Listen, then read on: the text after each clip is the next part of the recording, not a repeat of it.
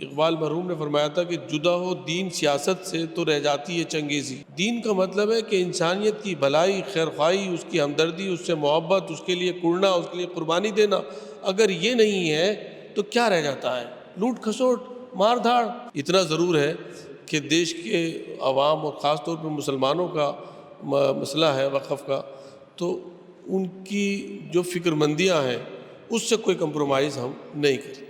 اعظم خان صاحب جو ہے وہ پارٹی کے وریشٹھ نیتا ہیں، تھے اور رہیں گے، اور جو بھی کوئی پریشانی کے عالم میں ہوتا ہے ہم ان کے لیے دعائی کرتے ہیں کہ آپ رحمت للعالمین تھے، آپ نے اپنے جانی دشمنوں کو معاف کیا۔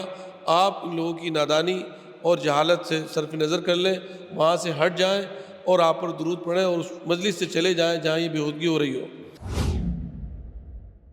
تب جبکہ سیاست میں نمائندگی کو مسلمانوں کی کمزور کرنے کی پرزور کوشش ہو رہی ہے۔ رامپور سے مولانا محب اللہ ندوی چناؤ جیتے، آپ پارلیمنٹ کی مسجد کی امامت کرتے ہیں، ہمارے ساتھ ہیں اس وقت۔ ہم ان سے جو ابھی تک انہوں نے سیاست میں اور امامت میں کس طرح سے تال میل بیٹھایا اس پر بات کریں گے، اور یہ جانیں گے کہ رامپور چونکہ ایک ایسا شہر ہے جو نوابوں سے لے کر اعظم خان تک اور چاقو سے لے کر اگر ہم بات کریں تو وہ ہر میدان میں چرچاؤں میں رہا ہے۔ آپ وہاں سے سانسد بنے ہیں۔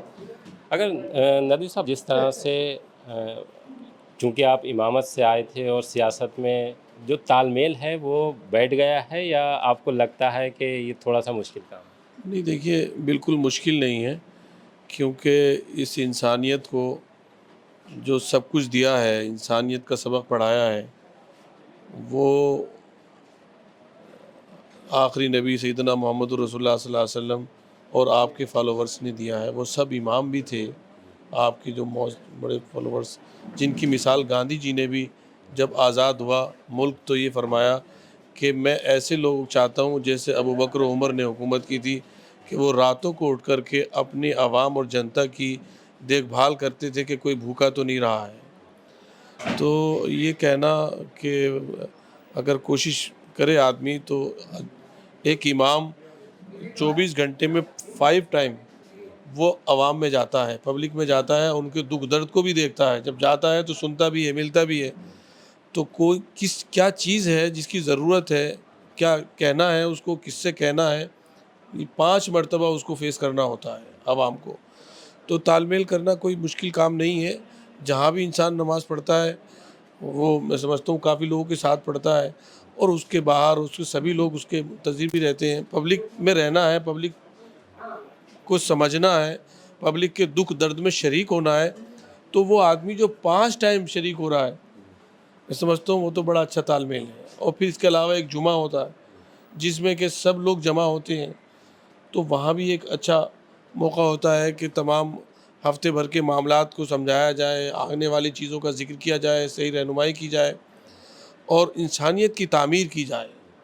جو رحمت للعالمین کا پیغام رحمت ہے سب کے لیے، اس کو عام کیا جائے۔ 24 گھنٹے اگر ہم بات کریں نمائندگی کی، تو ایک نمائندے کو 24 گھنٹے وقت جنتا کو دینا پڑتا ہے، تو کیا ابھی اس کے لیے وقت نکال رہے ہیں؟ نہیں، بالکل۔ اچھا، اب دیکھیے، میں نے معلومات کی کہ بہت اچھے پارلیمنٹرین جو پارلیمنٹ میں بھی اچھے رہے ہوں اور اپنی کانسٹیٹنسی میں بھی اچھے رہے ہوں، تو میں ان کا نام نہیں لوں گا چونکہ پارٹی کا مسئلہ ہوتا ہے، تو لیکن ایک صاحب کے بارے میں پتہ چلا کہ وہ 3 دن ہفتے میں اپنی کانسٹیٹنسی میں دیتے تھے، تو کانسٹیٹنسی نے کبھی ان کو مایوس نہیں کیا، بلکہ وہ سب کی آنکھوں کا تارہ بنے رہے۔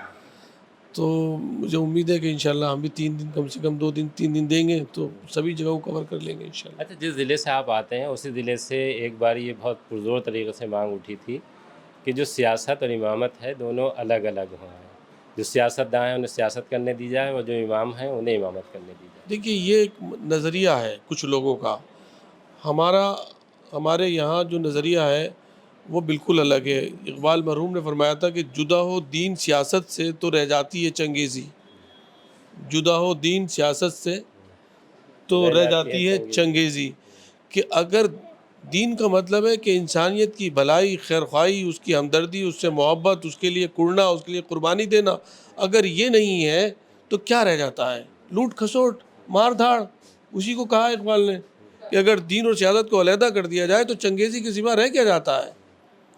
تو اس لیے، اور آپ دیکھیں گے 1857 سے لے کر 1947 تک جو علماء کا کردار رہا ہے، خود آپ کے شہر بریلی اور کیا کہتے ہیں حافظ رحمت خان 1857 میں ان کی تاریخی سلسلہ ہے، اور مولانا فضل حق خیر آبادی، محمود الحسن دیوبندی، اور کتنے علماء کرام، مولانا حسرت موہانی، مولانا آزاد، مولانا حسین مدنی، یہ سب سلسلہ ہے علماء کرام کا. یہ وہی لوگ تھے، وہی سیاسی رہنما تھے جو دین سے بھی واقف تھے. اس لیے جو انہوں نے قربانیاں دیں وہ کسی کے حصے میں نہیں آئیں. لیکن بہت بڑی سیٹ ہے وہ. جیسے ہم مولانا ابوالکلام کی بات کریں تو پہلے سانسد تھے وہاں سے، اور پھر اس کے بعد جتنے بھی سانسد وہاں سے رہے ہیں بہت دگگج رہے ہیں. اور آپ چونکہ پہلی بار ہی چناؤ لڑے اور پہلی بار پھر پارلیمنٹ میں پہنچ گئے ہیں، تو اب اس سیٹ پر جو آپ کی تیاری ہے، اس طرح سے آپ عوام سے جڑ رہے ہیں یا ان کے لیے کام کرنے جا رہے ہیں، وہ کس طرح ہے؟ دیکھیے بہت اچھا سوال ہے آپ کا، کہ مجھ سے زیادہ سب سے بڑے لوگ تھے. مولانا آزاد کی کوئی مثال نہیں اس وقت پورے ملک میں، ان کی طرح کا کوئی آدمی آ جائے. اور بھی لوگ رامپور میں سمجھتا ہوں سبھی لوگ مجھ سے پہلے جو گزرے وہ سینئر ہیں. میرا تو اتنا سا مدعا ہے اپنے عوام کے لیے، رامپور کے عوام کے لیے، کہ ان کے بچوں کی تعلیم کا بہتر انتظام ہو جائے، اور ان کی صحت کے لیے کوئی ایمس کی طرح کی کوئی فیسلٹی ہو جائے، بڑا اسپتال ہو جائے، جس سے رامپور کی عوام اپنے بچوں کی تعلیم اور اپنے بیماروں کی فکر کے لیے در بدر ان کے مستقبل کے لیے پریشان نہ ہو. آپ جے پی سی میں بھی ہیں اس میں، جس میں وقف بورڈ کا معاملہ گیا ہوا ہے کہ وقف قانون میں جو بدلاؤ کی مانگ ہو رہی ہے، تو اسے لے کر کوئی ابھی مسودہ تیار ہوا یا کوئی ابھی میٹنگ ہوئی ہو یا آپ نے وہاں بات رکھی ہو اپنی؟ نہیں، دیکھیے کسی بھی میٹنگ کی بات باہر، چونکہ اب اس کا ہم حصہ ہیں تو کرنا مناسب نہیں ہوتا، اور یہ سنت بھی ہے کہ مجلس امانت ہوتی ہیں. وہاں اتنا ضرور ہے کہ دیش کے عوام اور خاص طور پہ مسلمانوں کا مسئلہ ہے وقف کا، تو ان کی جو فکر مندیاں ہیں اس سے کوئی کمپرومائز ہم نہیں کرتے، نہ کریں گے. پہلی بار جب میں آپ سے رامپور بات کرنے گیا تھا تو آپ نے اعظم خان کے حق میں دعا کی تھی، تو ابھی بھی کر رہے ہیں؟ ہاں بالکل. اعظم خان صاحب جو ہے وہ پارٹی کے وریشٹھ نیتا ہیں، تھے اور رہیں گے، اور جو بھی کوئی پریشانی کے عالم میں ہوتا ہے ہم ان کے لیے دعا ہی کرتے ہیں. نہیں کچھ امید ہے کہ نہیں دعا، ارے دعا سے بڑھ کر کیا چیز ہے؟ دعا تو آخری چیز ہے. دعا تو عبادت کا حصہ ہے، دعا تو عبادت کا مغز ہے. دعا تو بہت بڑی چیز ہے. اچھا کوئی اور ایسا کام جو آپ نے سوچ رکھا ہو کہ رامپور کے لیے، جو آپ نے ابھی تک محسوس کیا ہو کہ یہاں پہ اس کی کمی ہے؟ جیسے آپ اسپتال کی بات تو کر ہی رہے ہیں. دیکھیے اسپتال کی بات کر رہے ہیں، اور ہم جو ہے وہ چھوٹی چھوٹی انڈسٹریز یہاں پر آئیں اس کی بات کر رہے ہیں. ایک شاہین گروپ ہے، اس کو بھی ہم حیدرآباد جا رہے ہیں اگلے ہفتے، وہ بلا رہے ہیں. ہم ان سے بھی اس پہ چرچا کر رہے ہیں کہ ان کا ایک کوچنگ سینٹر جو فری ہو، اس میں نیٹ اور آئیس کی بچوں کی تیاری وہ کراتے ہیں، وہ رامپور میں شروع ہو. تو ہم چاہتے ہیں کہ رامپور کو ایک ایجوکیشن ہب بن جائے، اور یہ کوشش ہے ہماری. اور چونکہ وہ مراد آباد اور بریلی کے بیچ میں یہ دونوں شہر بہت بڑے ہیں، تو ہم چاہتے ہیں کہ تعلیم کے لیے سکون کی جگہ وہ ہوتی ہے. اور تعلیم کا تو مرکز رہا ہے، لیکن ادھر کچھ سالوں سے تعلیم کی بڑی کمی ہے. وہاں پر انٹر کالج میں اساتذہ نہیں ہیں، اور لوگ افسوس کی بات ہے کہ رامپور کو بھی آج آپ بھی ذکر کر رہے تھے چاقو سے پہچانتے ہیں، جبکہ رامپور میں اتنا عظیم کتب خانہ ہے رضا لائبریری، اس کے نام سے جانا جانا چاہیے، ٹوپی کے نام سے جانا جانا چاہیے. اور اتنے بڑے بڑے لوگ وہاں پیدا ہوئے ہیں، ان کے نام سے جانا جانا گاندھی ٹوپی تک رامپور نگیٹیوٹی بنی نہیں. ہے. جی جی بالکل.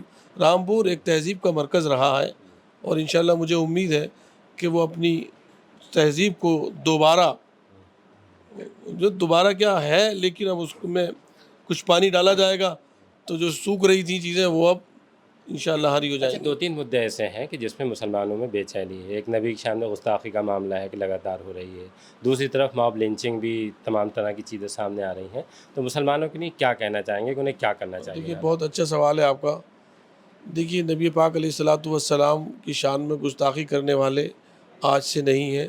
آپ کی زندگی میں ہی آپ کے ساتھ میں کون سی ایسی کمی تھی جو نادانوں نے نادانی کی بنا پر، جاہلوں نے جہالت کی بنا پر آپ کے ساتھ میں کی. لیکن کیا ہوا کہ سب سے زیادہ دردناک واقعہ نبی پاک علیہ الصلاۃ والسلام کی زندگی میں نہیں بلکہ نبیوں کی تاریخ میں سب سے زیادہ دردناک واقعہ جو آپ کے ساتھ پیش آیا وہ طائف کا واقعہ ہے کہ جس میں آپ کے سر مبارک کا خون بہہ کر کے آپ کے نالین مبارک تک آ گیا اور آپ بے ہوش ہو کر گر گئے تھے، اور جب آپ کو ہوش آیا ایک باغ میں غلام لے کر گئے آپ کو، تو فرشتے حاضر ہوئے اور انہوں نے کہا کہ آپ اللہ نے بھیجا ہے ہمیں، آپ جو حکم فرمائیں وہ اس بستی والوں کا علاج کر دیا جائے اور ان پر عذاب.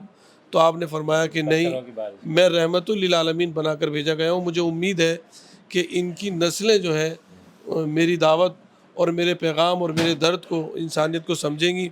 اور چنانچہ یہی ہوا کہ آپ نے جن کے بارے میں فرمایا تھا انہی نسلوں نے جو ہے آپ کے پیغام کے جھنڈے کو اٹھایا.